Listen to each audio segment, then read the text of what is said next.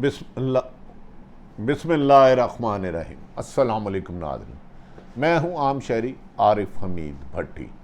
मुल्क में सियासी और माशी बदहाली पर आज आपको कुछ वज़ीर आज़म इमरान खान के सब पाकिस्तान भर में बड़े बड़े जलसे हो रहे हैं, लेकिन आज उन्होंने आहिस्ता आहिस्ता बाज़ पर्दा नशीनों को बेपर्दा करना शुरू कर दिया है।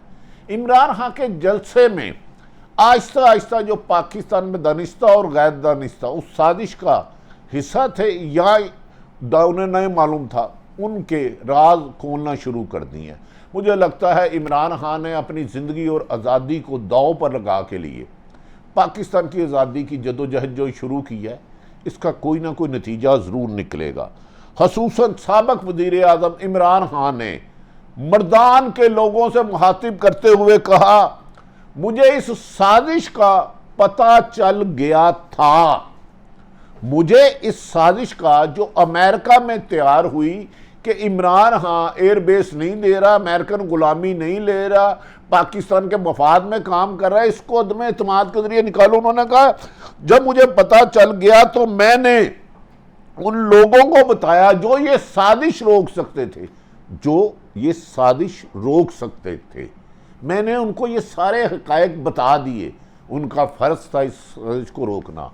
यहाँ भी नहीं वो रुके, उन्होंने इस बात को और तफसील से आगाह किया। नाज़रीन, अब काफ़ी चीज़ें अय्या होती जा रही हैं कि ये एकदम नहीं हुआ, इसकी साजिश में बहुत मेहनत की गई। उन्होंने कहा मैंने उस वक़्त के वज़ीर शौकत तरीन को भी, जो आजकल ख़ुद को न्यूट्रल कहते हैं, उनके पास भेजा कि जनाब ये है वो साजिश जो तैयार की गई है, जिसमें पाकिस्तान की खुद मुख्तारी को ग़ुलामी में तब्दील करने की हिकमत अमली बनाई गई है। उसको दानिस्ता और गैर दानिस्ता पाकिस्तान में आलाकार है। उन्होंने कहा मुझे इस बात का सख्त अफसोस है, फिर भी इस पर कार्रवाई की नहीं गई। नाज़रीन, बड़ी हैरत वाली बात है, एक अमेरिका बैठा इतनी दूर पाकिस्तान के खिलाफ गनवोनी साजिश कर रहा है, लेकिन हम इतने बदकिस्मत हैं कि साजिश करने वाले को भी जानते हैं। वो मरासला भी पाकिस्तान में है। माना कि इमरान खान ने ना निकाल के गलती की, बकौल इमरान खान साहब के साबिक़ वज़ीर आज़म के, कि उनको कहा गया था कि OIC का इजलास है, इससे पहले ना करें। और मौजूदा हुक्मरान अगर सच्चे हैं, उनका माजी दागदार नहीं है, वो उस साजिश में मीर जाफ़र और मीर सादक के किरदार का कोई भी हिस्सा नहीं है, तो उस लेटर के दर्जा जात अवाम तक ले आओ। खुदा का वास्ता है, मुल्क को तबाही के दहाने ना ले जाओ।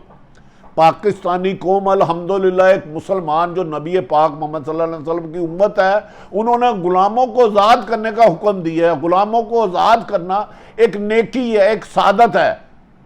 लेकिन आप अमेरिका के गुलाम बनाना चाह रहे हो 20-22 करोड़ अवाम को, और फिर उसमें पर्दे डाल रहे हो।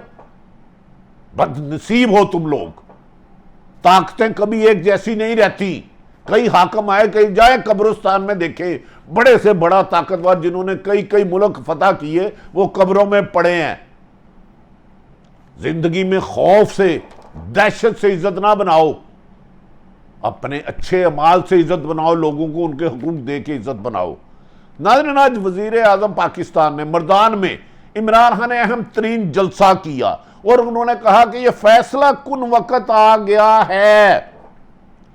उन्होंने कहा कि मुल्क की क़यादत, पाकिस्तान की क़यादत इस वक़्त मफरूर उसको कहते हैं जिसको सज़ा हो जाए, अदालतें सज़ा दे जाए, वो अदालतों को सामना ना करे और पुलिस और जिस अदारे को मतलूब हो गायब हो जाए, लापता हो जाए, उनको हुकूमत दे दी गई है। और लापता अफराद जो मफरूर है, उनके पास मुंतखब वज़ीर आज़म जाके आपकी गाइडलाइन ले रहा है। ये आपकी किस्मत बनाएंगे।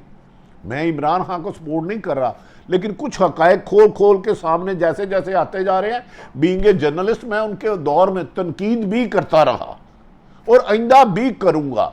लेकिन नाज़रीन, मुझे दुख हो रहा है कि इतने बड़े मरासले को क्यों छुपा रहे हो, क्यों हमें गुलाम बना रहे हो।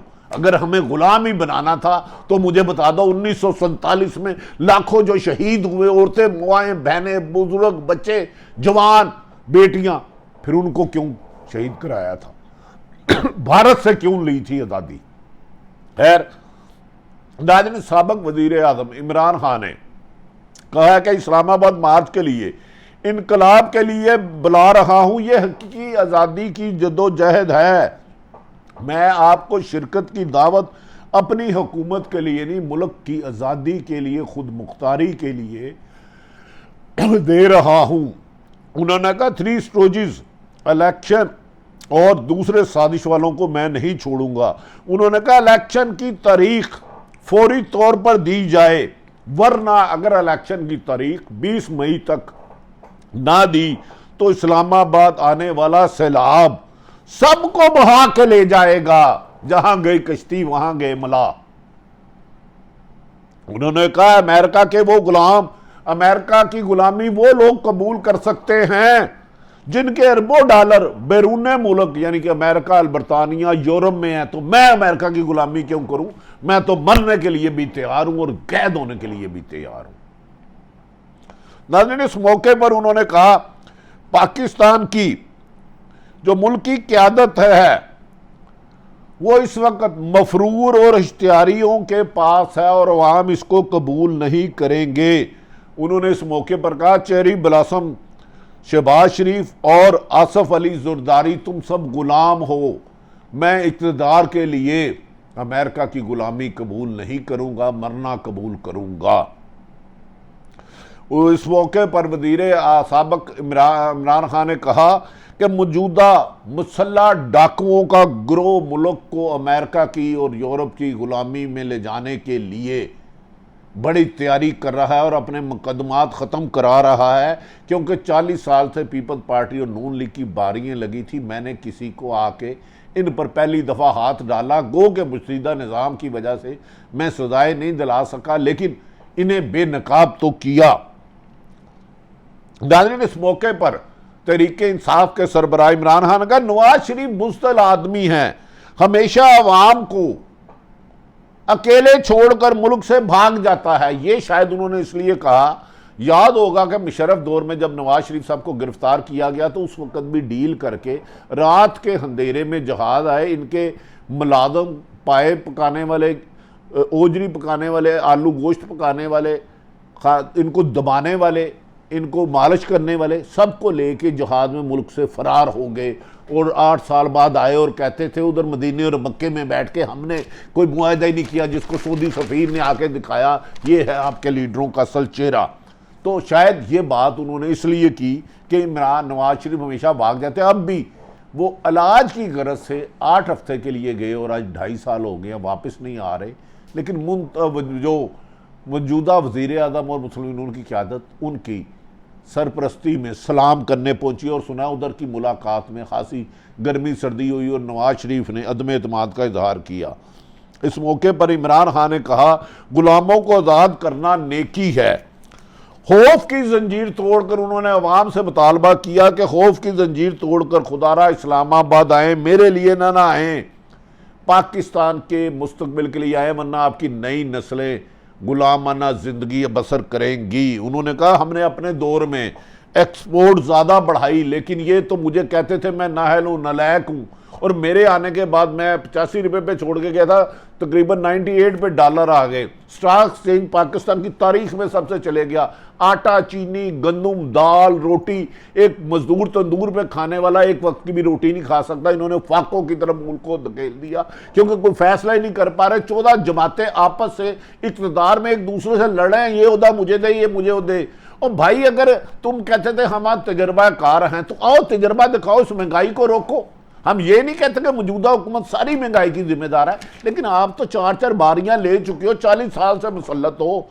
ये इतना कर्जा एक दिन में, ना इसका जिम्मेदार मौजूदा हुकूमत है ना इमरान खान है। जब से IMF के पास गए हम कर्जे की दलदल में चले हैं, लेकिन इसमें इक़्तिदार में रहने वाला हर आदमी जो 4-4 दफा रहा है वो ज्यादा जिम्मेदार है, वो पीपल्स पार्टी और नून लीग है। उन्होंने इस मौके पर कहा कि America there is no free lunch, वहां कोई नहीं देता। अगर उन्होंने ये साजिश किया तो वो आपकी कीमत, आपकी आज़ादी खरीदेंगे और आपको गुलाम बनाएंगे। उन्होंने कहा कि मौजूदा हुक्मरान जरदारी खानदान नवाज शरीफ खुद तो अमीर हो गए और मुल्क गरीब से गरीब तर होता जा रहा है। इस मौके पर उन्होंने पाकिस्तान के चीफ जस्टिस उमर अत्ताब बंदयाल से मुतालबा किया कि मैं आपसे गुजारिश करता हूं कि ओपन कोर्ट में इस केस को सुने और इसकी हेयरिंग पूरी दुनिया को पता चले कि मीर जाफर और मीर सादक कौन है। इस मौके पर उन्होंने कहा चीफ इलेक्शन कमीशन के होते हुए साफ और शफाफ इलेक्शन नहीं हो सकते, ये नहीं करवा सकता, ये नून लीग का गुलाम है, गुलाम है, गुलाम है। उन्होंने कहा मौजूदा इलेक्शन कमीशन लोटों को तहफ्फुज दे रहा है, जिन्होंने अपनी पार्टी से दगा किया, अपने हलके से गद्दारी की, आइन से गद्दारी की, लेकिन लोटों को नाअहल नहीं किया जा रहा। उन्होंने कहा इलेक्शन कमीशन लोटों को ना बचाए, कौम इस मुजरमाना फेल को बर्दाश्त नहीं करेगी। नाज़रीन, एंड आखिर पे उन्होंने कहा मैं ये जहाद कर रहा हूँ, मेरे ख्याल में जहाद का लफ्ज़ नहीं लाना चाहिए, जद्दोजहद करनी चाहिए। जद्दोजहद हाँ, अगर हुकूमत गलत छीनी गई है इसके हक़ाइक़ आने चाहिए। अब नाज़रीन, असल बात यह है कि उन्होंने कहा था कि शौकत तरीन को मैंने न्यूट्रल यानी कि इस्टेब्लिशमेंट के पास भेजा कि ये साजिश हुई है, तो उन्होंने मुझे कहा फ़िलहाल रुक जाओ। लेकिन अब अदारों की जिम्मेदारी है, अगर हमें ग़ुलामी से भेजा गया है जानबूझकर और महंगाई के इस बढ़ते हुए तूफ़ान में हमारे हुक्मरान छोड़कर लंदन में जाके हमारी हिकमत अमली बना रहे हैं, तो हमारा मुकद्दर भूख होगा, खुदकशी होगी, कब्र होगी, फाके होंगे, फाका कशी होगी। खुदारा इस मुल्क को बचाओ, चाहे कोई भी अदारा कहीं भी काम करे। और मैं कुछ लोगों को गुजारिश कर रहा हूँ जो सहाफ़ियों को धमकियाँ दे रहे हैं, इज़्ज़त खौफ और धमकी देने और कत्ल की धमकी देने से नहीं होती, अच्छे किरदार से होती है, उसके अमल से होती है। नाज़रीन, 20 तारीख के बाद मैं पाकिस्तान में बहुत बड़ी तब्दीली देखता हूँ। अगर लोग इमरान खान की कॉल पर वापस आ गए और मौजूदा हुक्मरानों को भागने की जगह नहीं मिलेगी। ये 14 बड़ी जमातें सिर्फ एक वजह बता दें, अगर इनसे एक महीने में हुकूमत या वहाँ महंगाई नहीं रोकी गई तो 14 जमातों ने साजिश करके इमरान खान के खिलाफ अदम एतमाद क्यों लाए? अदम एतमाद का आईनी हक है, लाए हैं तो इसको मैदान में आओ, लोग सामना करो। और ख़ुसूसन वो जो अमेरिकी मरासला इमरान खान कह रहा है डोनाल्ड डू ने किया है, उसके हक़ाइक़ लोगों तक पहुँचाए, वरना ये सवाल लोगों के जहन में नक्श होता जा रहा है। और ये नक्श हो गया तो ग़ुलामी की ये जंजीर आवाम तोड़ देगी और आपकी खड़ी हुई दीवारें याद रखने रेत की तरह बह जाएंगी। सारी सूरत हाल आप तक रखी। पाकिस्तान की नवाज शहबाज शरीफ ने कहा कि 2 दिन अपना वहाँ क़याम बढ़ा दिया है और इसके अलावा लीडरशिप थोड़ी देर के लिए शॉपिंग कर रही है जो गुजरा गए हैं। हमें यकीन है कि वो पाकिस्तान में आके पाकिस्तान का दर्द महसूस करते हुए अच्छे अच्छे बयान देंगे। और इमरान खान भी काश 3.5 साल इस मुल्क को ज़्यादा सुखी करके जाते। उन्हें भी महंगाई मिली, उन्हें भी कर्ज मिला और वो भी आगे कर्जोर लेकर दे के चले गए। पाकिस्तान जिंदाबाद।